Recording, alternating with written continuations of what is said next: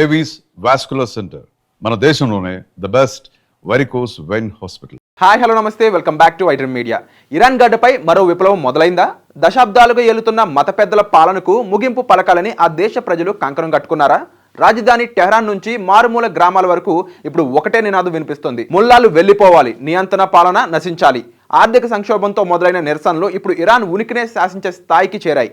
ఈ మంటలకు అమెరికా అధ్యక్షుడు Donald Trump చేసిన మేము ఫుల్లీ లోడెడ్ అనే దాడికి సిద్ధమైన వ్యాఖ్యలు మరింత ఆజ్యం పోశాయి. ఇరాన్ అంతర్గత తిరుగుబాటు ఇప్పుడు ప్రపంచ యుద్ధానికి దారితీసేలా కనిపిస్తోంది. అసలు ఇరాన్లో ఏం జరుగుతోంది? ట్రంప్ హెచ్చరికల వెనుక ఉన్న ఆంతర్యం ఏంటి? అసలు ఇరాన్ వర్సెస్ అమెరికా మధ్య జరుగుతున్న ఈ మైండ్ గేమ్ ఏంటి? పూర్తి వివరాలు ఇప్పుడు చూద్దాం.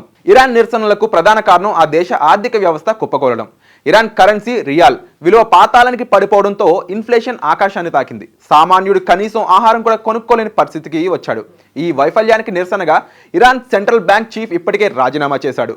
గతంలో మహసా అమ్నీ హత్య తర్వాత వచ్చిన నిరసనల కంటే ఇవి రెట్టింపు స్థాయిలో కనిపిస్తున్నాయి. కేవలం యువత మాత్రమే కాదు, అన్ని వర్గాల ప్రజలు ఇప్పుడు సుప్రీం లీడర్ అయతొల్లా అలీ ఖమేనీకి వ్యతిరేకంగా వీధుల్లోకి వచ్చారు. మతం పేరుతో మమ్మల్ని ఆకలితో చంపకండి అంటూ ప్రజలు చేస్తున్న ఆర్తనాదాలు టెహ్రాన్ వీధుల్లో ప్రతిధ్వనిస్తున్నాయి.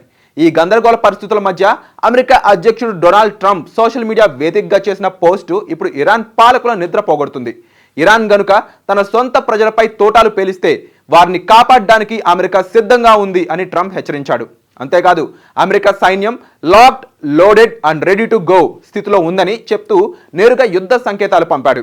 నిరసనకారులను హింసిస్తే అమెరికా క్షిపణులు ఇరాన్ వైపు దూసుకురావడం ఖాయమనే హెచ్చరిక ఇందులో స్పష్టంగా కనిపిస్తుంది. దీనికి ఇజ్రాయెల్ కూడా మద్దతు తెలపడంతో ఇరాన్ చుట్టూ ఉచ్చు బిగుస్తోంది. అయితే ట్రంప్ హెచ్చరికలపై ఇరాన్ ఇంతే ధీటుగా స్పందించింది. అమెరికా గత చరిత్రను గుర్తు చేస్తూ ఎద్దేవా చేసింది.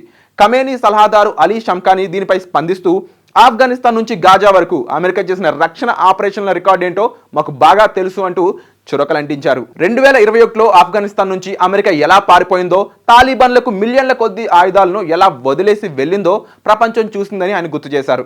అలాగే ఇరాక్ నుంచి అమెరికా ఉపసంహరణ తర్వాతే ఐసిస్ పుట్టుకొచ్చి దేశాన్ని వల్లకాడుగా మార్చిందని ఆయన విమర్శించారు. అమెరికన్లు ముందు తమ సైన్యాన్ని జాగ్రత్తగా చూసుకోవాలని, ఇరాన్ అంతర్గత విషయాల్లో జోక్యం చేసుకుంటే ఈ ప్రాంతం అంతటా గందరగోళం ఏర్పడుతుందని వార్నింగ్ ఇచ్చారు. అంటే ఇండైరెక్ట్గా అమెరికా మిత్ర దేశాలైన ఇజ్రాయెల్ లేదా సౌదీ అరేబియాపై దాడులు చేస్తామనే సంకేతాలు ఇచ్చారు. ఓవైపు నిరసనలు ఇనుపపాదంతో అణిచివేస్తూనే మరోవైపు ఇరాన్ అధ్యక్షుడు మౌసద్ పెజెష్కియాన్ చర్చల రాగం అందుకుంటున్నారు. ప్రజల అసంతృప్తిని చల్లార్చేందుకు చర్చలకు సిద్ధమని చెప్తున్న అగ్రరాజ్యాల జోక్యాన్ని మాత్రం సహించబోమని ఇరాన్ తెగేసి చెప్తోంది. మొత్తానికి ఇరాన్ ఇప్పుడు అగ్ని పర్వతంలా మారింది. అటు సొంత ప్రజల తిరుగుబాటు, ఇటు అమెరికా సైనిక బెదిరింపులు. ఈ రెండింటి మధ్య ఖమేనీ ప్రభుత్వం ఎంతకాలం నిలబడుతోంది? ఒకవేళ ట్రంప్ గనుక సైనిక చర్యకు దిగితే అది మరో భారీ యుద్ధానికి దారితీస్తుందా? ఈ పరిణామాలు గ్లోబల్ ఆయిల్ మార్కెట్ను ఎలా ప్రభావితం చేస్తాయి? ఇవన్నీ ఇప్పుడు ప్రపంచ దేశాలను కలవరబెడుతున్నాయి. మరి ఇరాన్ నిరసనకారులకు అమెరికా మద్దతు ఇవ్వడం సరైందేనా? మీ అభిప్రాయాన్ని కామెంట్ చేయండి.